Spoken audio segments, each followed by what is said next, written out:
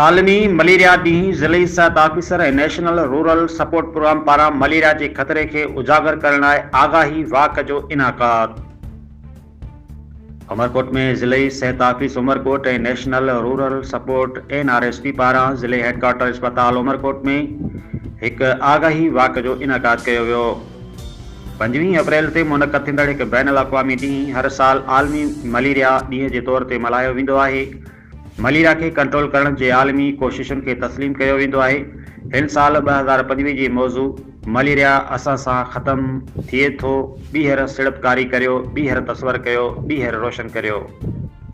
आगाही वाक सुबुह 10 वॻे ज़िला हेडक्वार्टर अस्पताल उमरकोट खां शुरू कई वई। वाक जो मुख्य मक़सद कम्यूनिटी के मेंबरन, शागिर्दन, पैरामेडिकल ऐं अवाम के मलेरिया की रोकथाम ऐं कंट्रोल बाबत हसास बनाइण ऐं उन्हनि के ख़तरन ऐं उन मां निकरण के तरीक़नि खां आगाह करण हो। नवीदुर रहमान लाड़क डिप्टी कमिश्नर उमरकोट चयो त मलेरिया एक जानलेवा बीमारी है जेका पैरासाइट्स जे करे थींदी आहे, जेका मुतासिर थियल मादे एनोफेल्स मच्छर के ज़रिए माण्हुनि में मुंतक़िल थींदी आहे। उनके रोकण ऐं इलाज करण मुमकिन आहे। असां सभिनी खे मलेरिया के रोकण में पंहिंजो किरदार अदा करण घुर्जे। उमरकोट के ज़िला सेहत ऑफिसर डॉक्टर अहमद अली नोहड़ी मच्छरमार दानिन ऐं मच्छरमार लोशन क्रीम मेट इस्तेमाल ते ज़ोर ॾिनो। NRSP ऐं सिहत खाते के गॾियल सहकार सां ज़िला उमरकोट में मलेरिया जो बार घटिजी वियो आहे। इहो मलेरिया की तशख़ीस ऐं बहितरीन मयार जी दवाऊं मुफ़्त में फ़राहम करे रहिया आहिनि।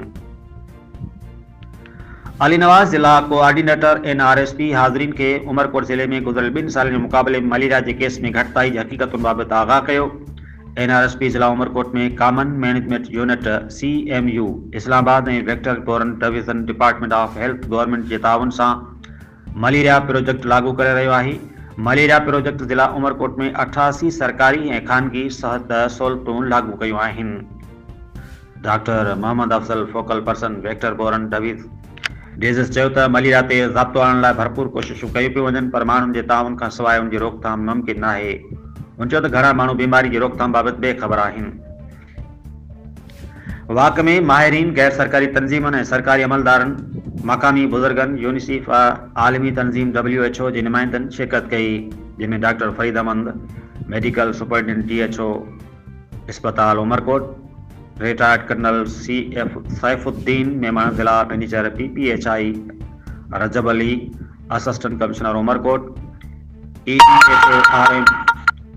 ADHO RMNCH doctor Sher Mohammad Mehar, ADHO doctor Imran Akhund, doctor Aqeel Ahmed, Naveed Ahmed, VBD मौके ते पहुंची ख्याल पेश किया।